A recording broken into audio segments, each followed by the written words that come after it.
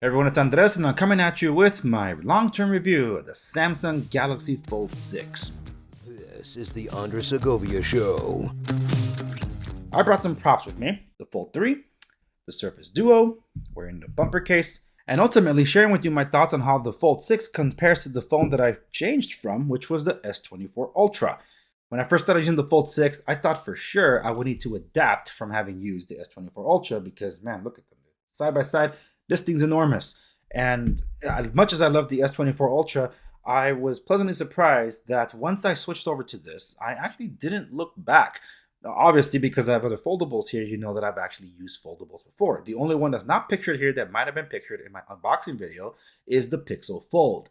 So I did invest in getting the Pixel Fold, was not happy with it. You can check out this review here for why I just absolutely did not like the Pixel Fold experience and why I'm not looking for anything Pixel down the road because they really got to work on their hardware department. But overall, this is not the first Samsung because, of course, I just showed you the Fold 3. Was there really much of a difference from the Fold 5 to the Fold 3? A lot of people said no. So how much of a leap was there from the Fold 5 to the Fold 6? Not really much except in terms of design. But when you compare the Fold 3 to the Fold 6, it's more than a generational leap. And I'll tell you why I much preferred and why I didn't look back in using the Fold 6 than it was in trying to adapt to using the Fold 3.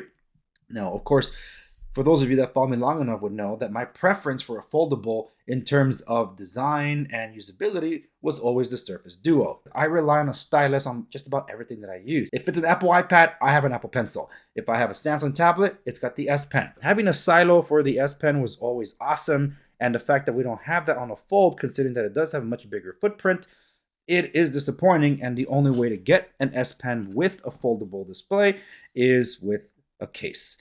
And that just adds more girth, more weight.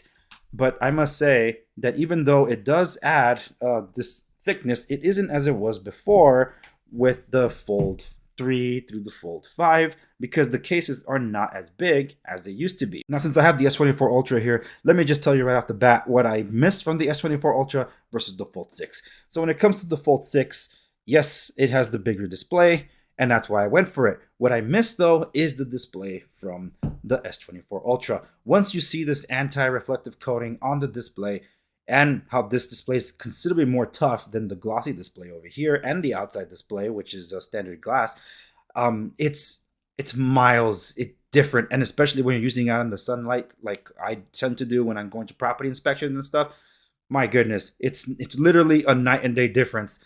I missed that about the S24 Ultra. And also, of course, the cameras. I thought I would definitely miss them. I don't. But then again, I'm not really the photographer or the videographer. If you're one of those, then believe me, you're going to want to use the S24 Ultra.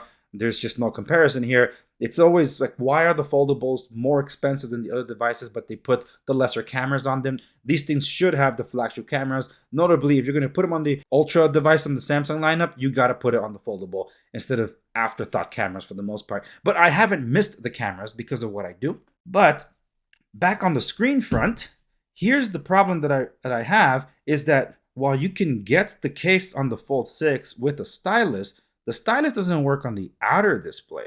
It only works on the inner display. And that is a gripe with me. It's like, how could you not use the stylus on the front facing display?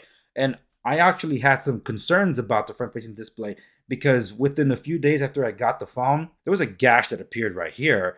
And it's been an eyesore ever since. And I thought for sure the screen was going to get scratched up really bad. I was going to make a Samsung Care Plus, whatever it's called, claim. And I haven't needed to. But the only place you can use the S Pen is on the inner display that they even tell you be careful with your nails because you could puncture it and damage the screen entirely. So it's like, man, really? That's what I miss about using a proper note device, or in this case, the S24 Ultra, because you don't have those concerns. And those are my major gripes with it. The weight distribution is actually pretty similar. There's only just a few grams more on the Fold 6 that is over the S24 Ultra. This does feel like a brick compared to the Fold 6, that when you open it up, it feels very evenly distributed and it feels even lighter in the hand to hold than it is when you're using a S24 Ultra. So while the Fold 6 is not the titanium build as the S24 Ultra has, I know that for sure that would have shaved some weight off the Fold 6, but it probably would have shot the price even higher than that. What I like about it is that this is a really tough phone. I dropped it on concrete, I dropped it on pavement, I dropped it on granite, tiles, all hard surfaces. I dropped this thing and I was pleasantly surprised because I thought I really destroyed it. But when I just looked for the damage, I couldn't find it. But you can definitely feel it on the outer rails of the phone, but you can't see it. And that's what I love about it. This one is also dust resistance rated compared to the previous generations. So to me, that was significant. When you're working in construction, okay, when you're surrounded by the elements, property inspections, you don't know what you're going to run into these things. You're just visiting vacant properties. They could be really dusty in there and all that. So again, dealing with the elements.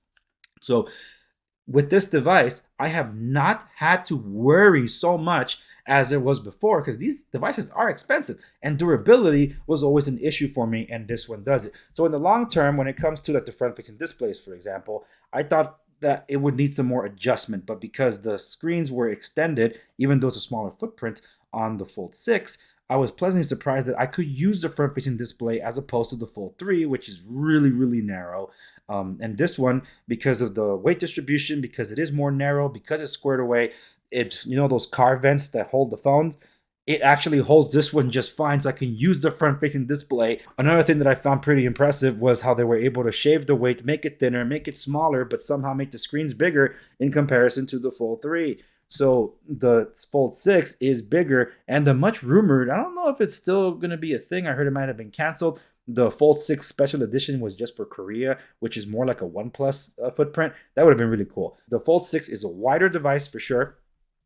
It is shorter than the Fold 3, but you get more screen. So that's what I love about what Samsung was able to do with the Fold 6, because it's a step in the right direction. It's still a little bit iterative, but when you're coming from 3 generations ago and jumping to the 6 and seeing what could possibly be with Samsung maybe releasing in Korea only exclusively the special edition phone, then we have an idea of what the Fold 7 can be. And if they're going to improve on this, it's going to be the foldable to get. Because yes, there's the OnePlus foldable out there. Yes, there's a new generation of the Pixel Fold out there. And my issues with both of those would be, in the case of the Pixel, I don't trust the hardware because of the bad experience that I had with the Pixel. And in the case of OnePlus, it isn't really rated for the elements, so you're still taking that leap, even though it's cheaper than some of the competitors out there. Samsung has been in the business of making these devices for a lot longer,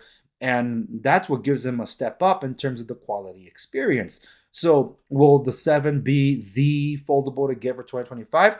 We shall see. After I had gotten this phone, after I'd done the unboxing and some time, I've had some bugs on this phone that have since gone away with the recent firmware update. I've had a lot of moments, even an inexperienced manufacturer like Samsung and software, where the phone would freeze, especially when it came to YouTube. Because if you're still using it on portrait and switch to landscape or landscape to portrait, that all factors into play. And one of the really major gripes about all this, and I hope this is fixed in the future, it might be such an app thing that they need to work on with Google. Instagram, for example, whenever I used it here, the better place to use it is the front-facing display, but because the screen is so narrow, it just makes it really difficult to type sometimes when you're trying to fill out a story on Instagram. So I've had it, and I still can't really reprogram myself to remember this. I opened the device, I could use the bigger canvas, and then Instagram refreshes, and I lost all my work. Oh my goodness, then what was the point?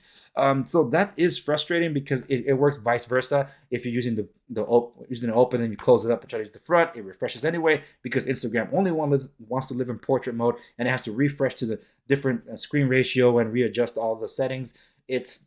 Man, that really messes things up. And I know that's more of an Android thing and the developers have to develop the apps to work with a certain build of Android. So I hope that's really fixed in in coming updates. But it really has been a device that I've used and not looked back. Galaxy AI, I use it on the daily. It helps me with my content creation, especially for social media. So it has been a great experience. And just the fact that the Flip does not have DeX, but this one does, despite them both running basically the same thing under the hood. That makes no sense to me, but I'm happy that DeX is here. I do rely on DeX, but DeX only works on the computer as opposed to being able to load decks on the phone itself and use it there, because I would love to use it on the bigger canvas like this instead of having to just connect it to my computer, kind of like you can do with the Tab series, but that's not the case here. I had mentioned that the S24 Ultra screen, which is anti-reflective, is super awesome. I would have loved to have seen it on the Fold 6, at least on the inside screen, so we can, get rid of this eyesore or at least minimize it in terms of the crease. But you can get anti-reflective screens for this device, but guess what? It's only for the front-facing display. The one I'm using is the big one, Samsung. What gives? This thing is so glossy, sometimes it's kind of difficult to use it in bright sunlight just because it's just so much reflection there and glare. So it is pretty annoying. That is one of the main reasons I do miss the S24 Ultra, because I didn't have that gripe. But because the ratio of the Fold 6 when it's open, whether it's landscape or portrait, on this kind of almost squared, almost a 1-to-1 ratio, it makes for a much better reading experience when it comes to documents, especially when documents tend to be like a 4:3 ratio. So that's why I stick with the Fold 6. And if you get an opportunity to get a device like this, hopefully you can do what I did and take advantage of some deals and trade in, because man, Samsung does some crazy trade-in deals. And in my case, I traded in the Pixel Fold for this guy and shaved half the price off it and got some bonuses with it. So as the holidays are just around the corner, Samsung is doing a lot of specials. So keep an eye out, because if you can, this thing will be a bargain, and believe me, it'll be worth it. But anyway, that's it for my long-term review. The Fold 6 is definitely a go, and I'm excited for the Fold 7, but it has to be very different from this. Not the same. If it is, then Samsung's really behind on this, and I don't know, they might lose sales on that. But this was a welcome experience. The design matching the Ultra lineup was genius, because now it feels like a premium lineup. But I'd love to see the Fold 7 come into fruition as a proper foldable, proper ratio, and from a distance, if it's closed, to not be able to tell the difference between a candy bar phone and a foldable phone. But as for me, I love this device. And I love that what Samsung's been doing with it. And I highly recommend it to anybody that's looking for the next foldable to consider Samsung. Anyway, that's it for this episode of The Andres Segovia Show. Remember to like, share, and subscribe to stay in the know. Follow me across the socials at The Andres Segovia on X, because I'm not going anywhere, at _Andres Segovia. Anything and everything about me is at theandresegovia.com. I'll see you in the next one.